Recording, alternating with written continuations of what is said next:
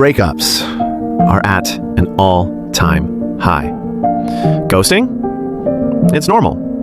And dating apps? They're casinos, dressed as cupids. But why does modern love fail again and again? This isn't just a cultural shift. It's a psychological unraveling. And the truth? Most people aren't looking for love. They're chasing a fantasy that doesn't even exist. In this episode, we're exposing the real reasons modern relationships fail and how to fix them. This isn't fluffy advice. This is psychology. This is philosophy. This is brutal honesty. Stay till the end because it might just save your next relationship. Epictetus, the Stoic philosopher, once said, "We suffer more in imagination than in reality." Let that sink in. Now, think about this. These days, relationships aren't falling apart because they're impossible.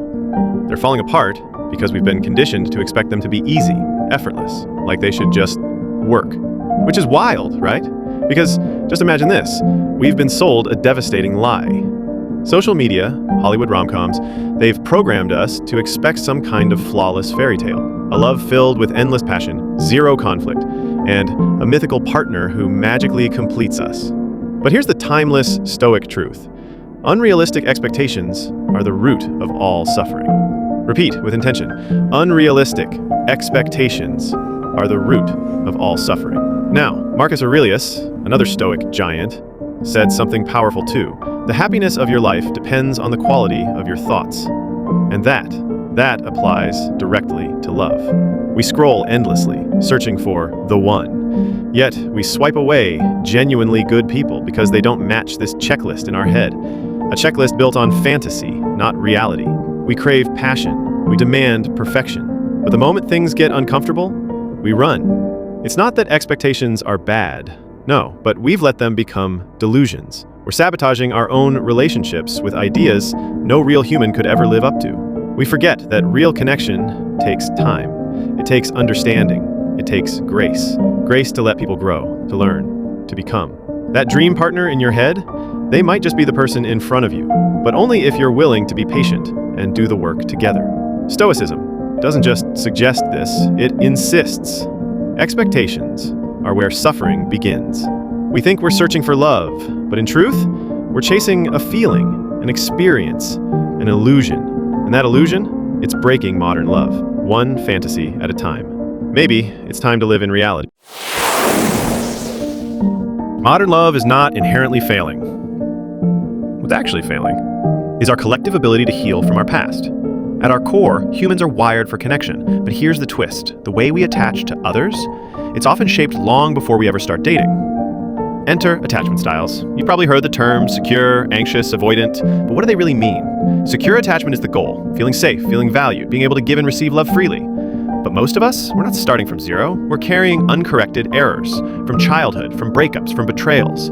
According to attachment theory, a huge number of us are walking around with emotional imprints from our early years. The anxious, they cling, then panic when things feel off. The avoidant, they pull away, afraid that closeness will cost them control. The secure, honestly, they're becoming rare because our world isn't exactly nurturing emotional stability anymore. So here we are, trying to connect with all this unprocessed emotional baggage. People, good people, walk into new relationships bracing for pain that hasn't even happened yet. They're cautious, guarded, trying to protect themselves from a past that keeps playing on loop. And here's the kicker. We expect new partners to just know what we've been through, to handle our trauma with grace while they are carrying their own scars.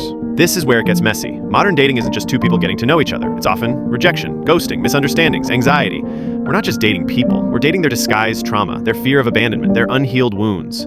But love itself? Love has never changed. It's us who've changed. So what's the solution? Healing. Real, intentional healing. Because love, in its essence, has always been perfect. We're just often standing in our own way. Let's talk dating apps. They were meant to bring us closer, but what if they're doing the opposite? It's been argued that dating apps operate as dopamine-driven systems, rewarding the swipe, hooking the brain. But in doing so, they may be turning our love lives into transactions, not connections. Traditional dating? Yeah, that's taken a backseat. What we have now feels more like self-marketing. We don't date, we brand ourselves for consumption. And here's the kicker. These apps have been linked to negative psychological outcomes: increased anxiety, depression, stress, compulsive swiping, emotional dysregulation. It's not just feelings, it's neurology. These effects can actually impair our mental health. Falling in love, that magical, unpredictable thing, it's been replaced by something that feels more like scrolling through LinkedIn profiles. And here's where it gets wild. The illusion of endless choice, it doesn't make us happier. It makes us miserable. Psychologist Barry Schwartz said it best in his book, The Paradox of Choice. The more options we have, the less satisfied we become. Why? Because more choice means more pressure, more chances to mess up, more wondering, did I choose right? So what happens? We start believing there's always someone better, just one swipe away. At the first sign of discomfort, instead of leaning in, we check out. Why work on it when perfection might be waiting around the corner? But real connection, real love, it isn't built on perfection. It's built on commitment, on staying when it's easier to leave. And maybe, just maybe, dating apps forgot to program that in. Popular culture has often painted a very misleading picture of romantic relationships. Genuine love, contrary to the movies, isn't about butterflies and dramatic kisses in the rain. It's about growth, consistent effort, and yeah, sometimes really hard conversations. Society, it loves the idea of effortless compatibility. You know the script. If it's hard, it must be wrong. If there's conflict, they're toxic. That's the myth we've been sold, and it's done some real damage. Because here's the truth most people miss. When a relationship requires maturity, too many people just walk away. But strong relationships, they're not found. They're built brick by brick, day by day, through dedication, through work, through showing up, even when it's tough. That's what real love actually looks like. So, how do we break free? First, conduct an honest audit of your expectations. Are you truly in love with the person standing before you? Or are you dangerously fixated on their unfulfilled potential? The clarity you gain here is paramount.